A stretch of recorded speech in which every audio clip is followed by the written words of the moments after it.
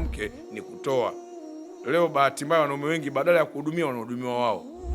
Kiwauliza wanaume mnalishwa, kwambia maweza gani hayo? Watu wataka mseleleko. Lazima uchuke afu unalalamika mke hata asikii bwana. Hela huna kenge wewe. Unaweza kukusaidia watu, unasajili hela haina unapiga wengine. Asili ya mwanamke ni kusifiwa, kodi hizo apendwe, tuwekeze. Lakini vyakula vitatu tusivisahau. Mlishe masikioni kwenda kwenye moyo, mlishe mdomoni kwenda tumboni, na chakula cha tatu namlisha katikati ya miguu mingapi? Miwili. Unajua sisi wanaume tuna vichwa viwili, tunatakiwa vishirikiane. Mpe muda mke. Msifie, amekupikia chakula kizuri, amejipula, amechoa vimba vitatu, kapaka alipishaini akipiga kama indicator. Mwambie unanivurugaje? Anakuambia na bado. Maisha ya ndoa ni fursa ya kumcha Allah kisawa sawa. Kwa watu gani? Kwa watu wenye takwa, watu wenye hofu ya Allah, na watu wenye tabia nzuri wa kweli. Maisha ya ndoa yanataka ukweli. Kwa hivyo kama tunakwenda kwenye ndoa kwa matarajio, wanawake wako tayari kuaga familia zao, ndiko huko walikokuwa wakilishwa, wakivishwa, wakitibiwa, leo wanakuja kwenye maisha ya ndoa. Na sisi tunawaona wanawake wengi tunawapita, mpaka tunamtokea huyo tuliyemchagua. Sasa shida kubwa, hizi ndoa zimekuwa zina scratch. Lakini katika miongoni mwa matatizo makubwa ambayo yanatesa umma leo ni wanandoa kuvamiana. Wanandoa hawafahamiani. Wanandoa wanavamiana. Wanaume bado hatujawajua wanawake na wanawake hamjatujua. Lakini leo tutachungulia kidogo kona ya kibiolojia, kona ya kimaumbile.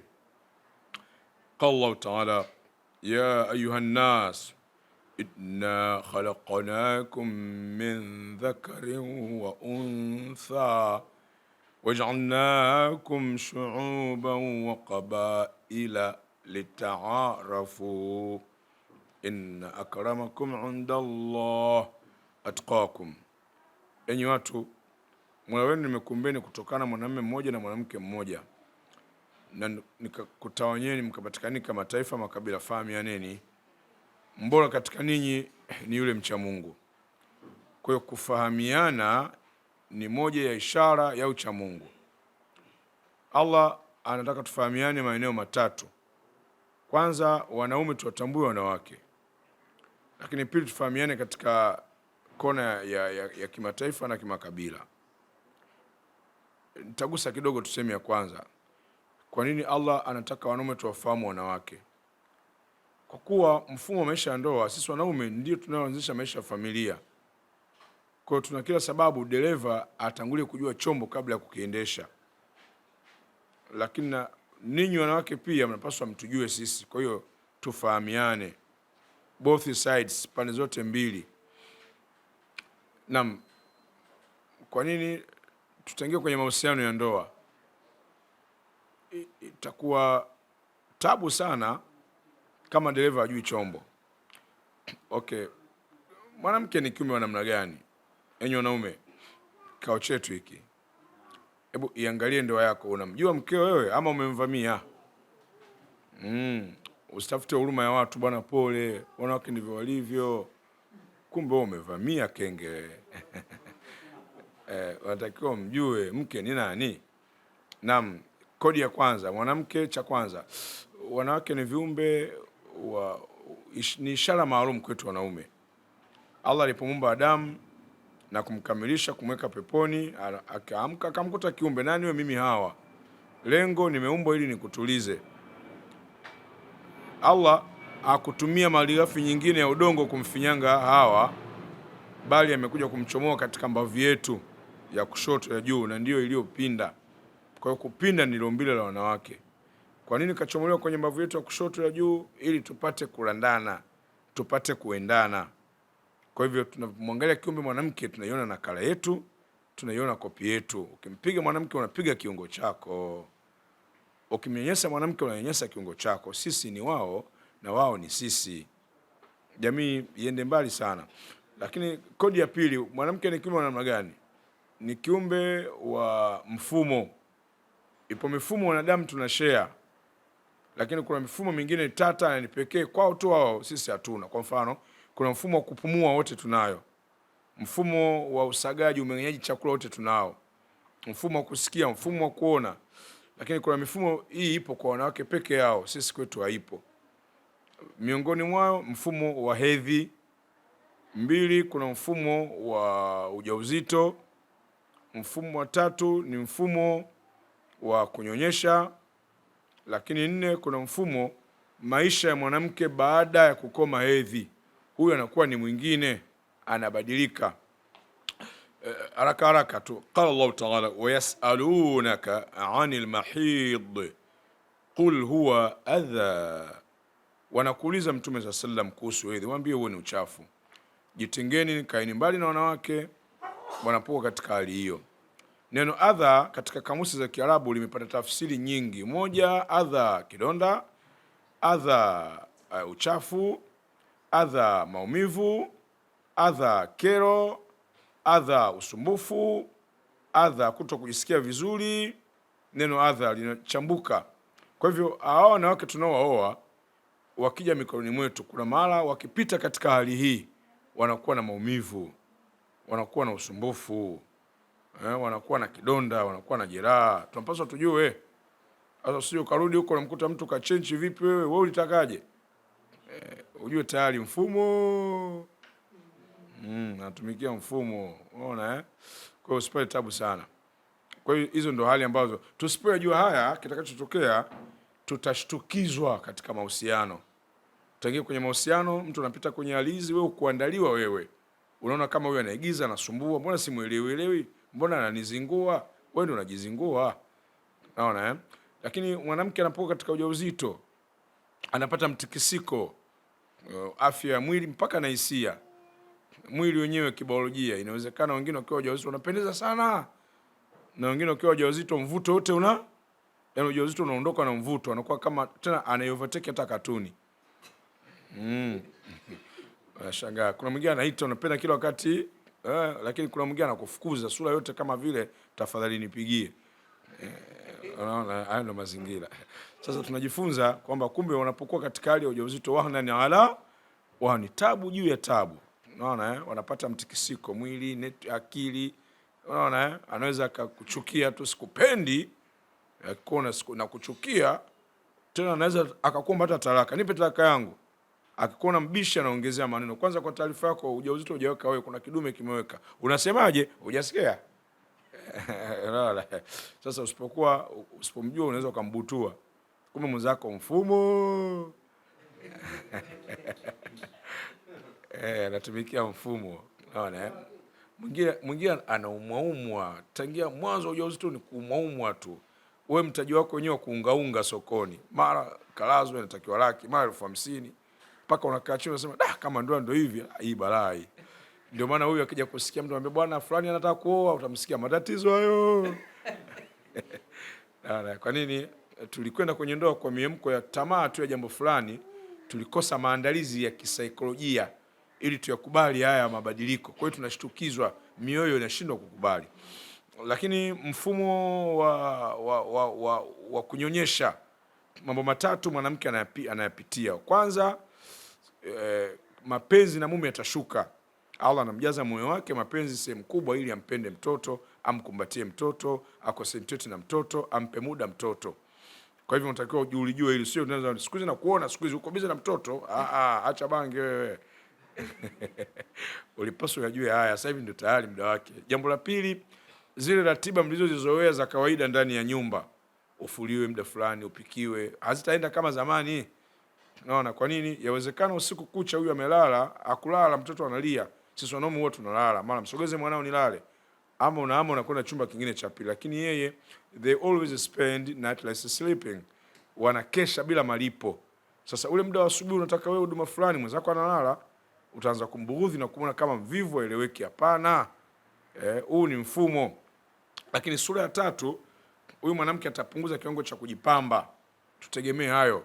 Kujipamba kutapungua kwa sababu mtoto anamshughulisha mno. Anaweza akajipamba mtoto akamwagia haja kubwa, au akamwagia haja ndogo. Kwa hivyo anakuwa muda fulani anachelewa, yani hawi active kwenye mapambo, usimlaumu. Huyu anatumikia mfumo. Je, wanaume wangapi tuna taarifa hizi za kutosha?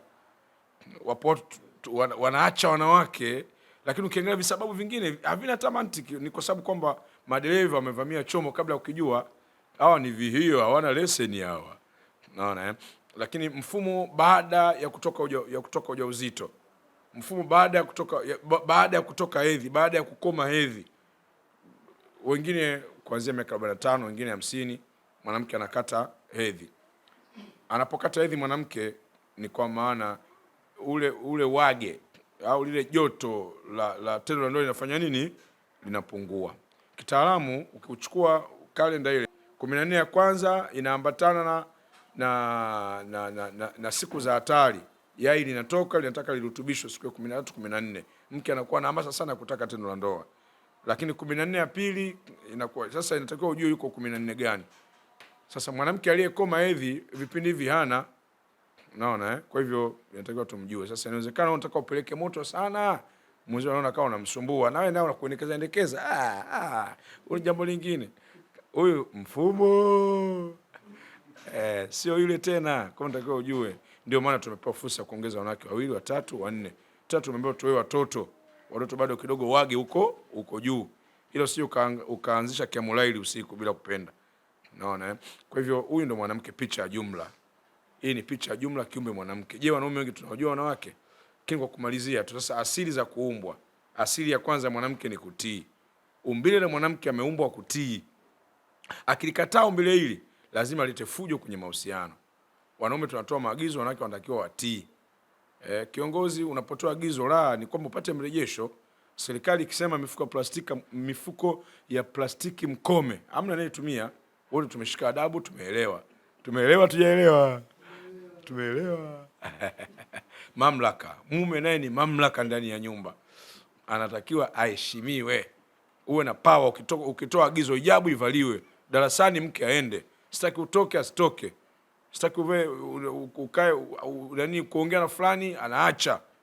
Huu ndio wanaume huu. Sasa bahati mbaya wanaume wengi badala ya kuwa watawala tumetawaliwa sisi. Tumepigwa mbele kamba, nyuma kiboko, tunapelekwa kama ndama tunamna hii. Unaona Asili ya mwanamke ni kupokea maagizo. Asili ya mwanamke, wanawake mnalijua umbile lenu? Yaani mnatakiwa mpokee maagizo. Fasalihatu qanitatu hafidhatu lilghaibi bima hafidhallah. Mke anatakiwa apokee maagizo, ndio umbile lenu. Lakini 2, wanawake wanapenda kuhurumiwa.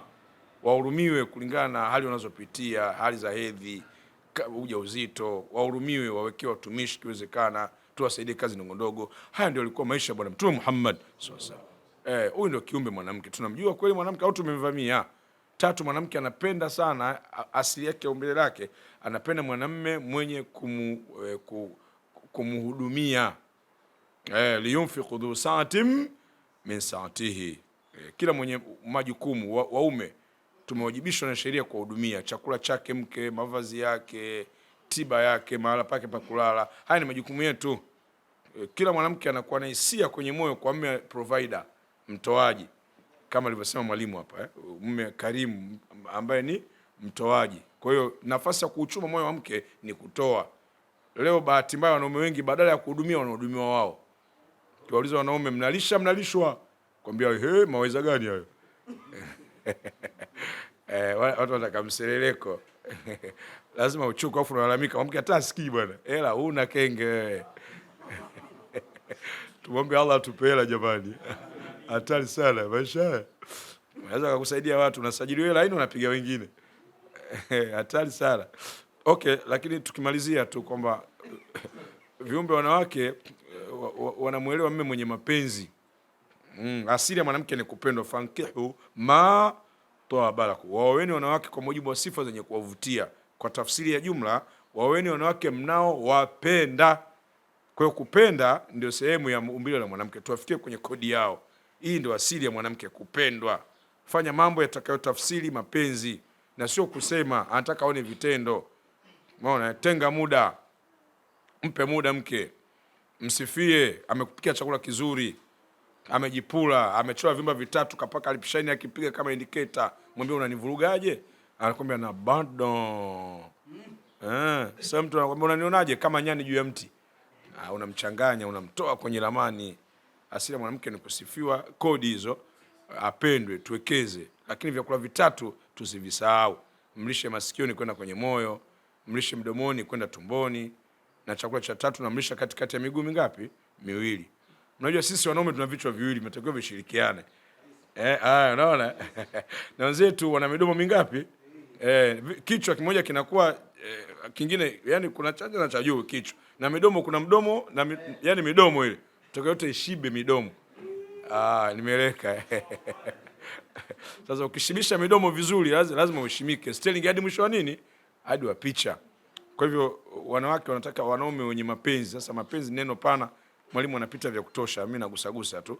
Wekeza kwenye moyo. Jua vitu gani mke anapenda, mfanyie kwa uzuri. Fanya mambo kwa uzuri. Mwenyezi Mungu mzuri na anapenda vitu vizuri. Tufanye mambo kwa uzuri. Kama ni kumbusu mke, mbusu kwa uzuri. Sio hapana. Unalitengeza ukilipua mpaka moyo nao unafanya nini? Unashtua. Hata kama una mapengo hivyo hivyo. Jikoki. Unaona Lakini wanawake ni viumbe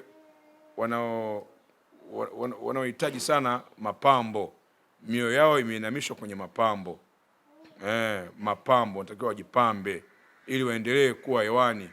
Sasa usivione vinaelea, vimeundwa. Kwa hiyo unda mkeo. Kuna watu wana kazi ya kutamani wanawake wengine wakiona barabarani. Lakini wao wanawake zao wazuri ila wanawafuji huduma ndogo, kaacha mchele na vijinyamanyama. Nishakunulia mchele, unataka roho yangu.